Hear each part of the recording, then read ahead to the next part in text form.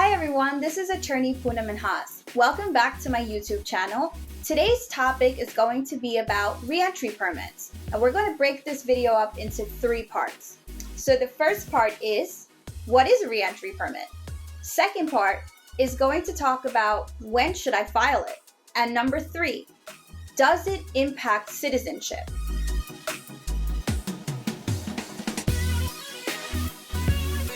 Let's discuss the first part. What is a reentry permit?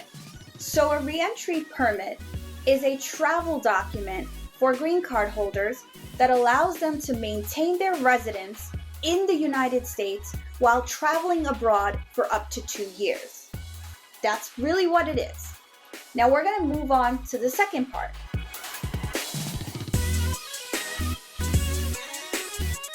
Before filing for the reentry permit, you may want to take a look at what you should consider before filing. So the first part is, you have to be in the United States before you file for the reentry permit. Sorry, you can't be outside of the US when you file. Must be in the United States.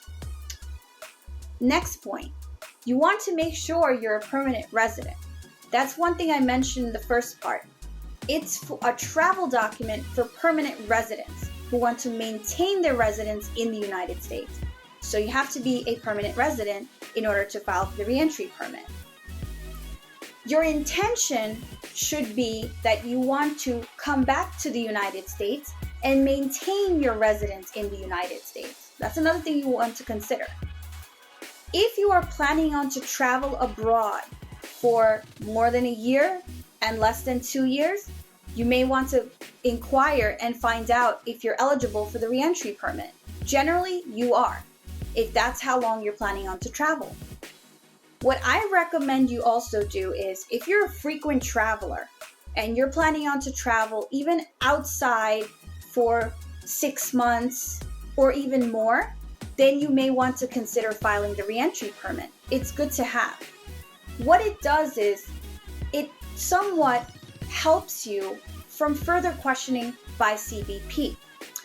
But I just want to let you know that Customs Border Patrol officers can still ask you questions about maintaining your residence in the US. Whether your intention was to stay in the US and be a permanent resident all along. So make sure you go through these if you do qualify for the reentry permit. And if you're a frequent traveler and you need to travel over the 180 days, you may want to file for the reentry permit. But of course, if you have some type of emergency and you need to leave the country immediately, then you need to work with an immigration attorney, because you want to make sure that you have enough time to file the reentry permit application and then also be able to travel overseas.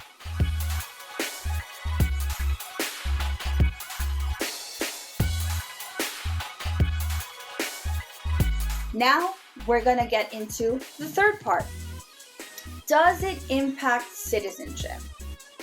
So USCIS looks at continuous presence, continuous residence. So if the reentry permit is being filed for you to show that you're trying to maintain your residence in the US, but you need to travel temporarily outside of the US for an X period of time, which is within the 1 year or even the 6 months to the 2 years, then you have to also understand that it doesn't really protect you from citizenship.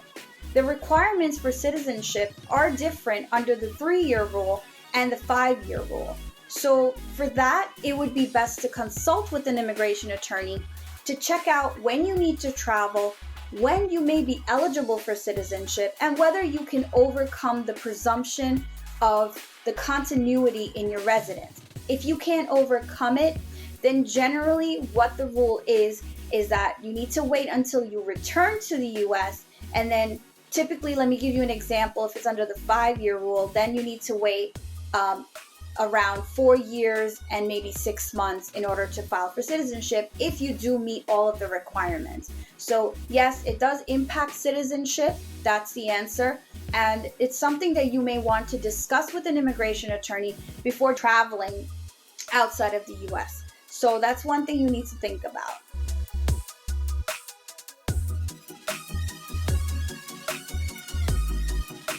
So everyone, that was the 3 parts of the reentry permit video today. But before I go, I wanted to share maybe 1 or 2 helpful tips with you before I end this video.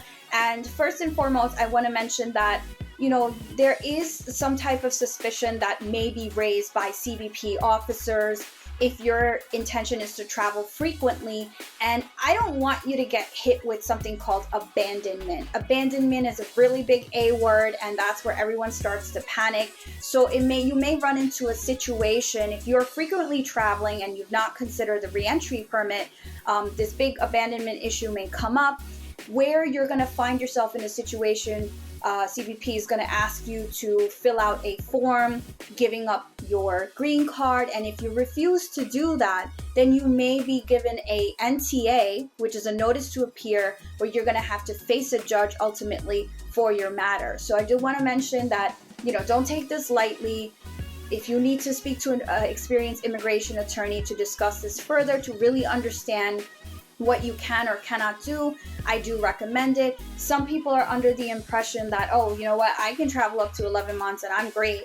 No, it doesn't work that way. Every situation is different. Some people just get lucky. Sometimes CBP officers are not really checking that hard, but you might fall into a trap where you're that one person that they're going to start asking all these questions to, and then you're interrogated. So you want to avoid that.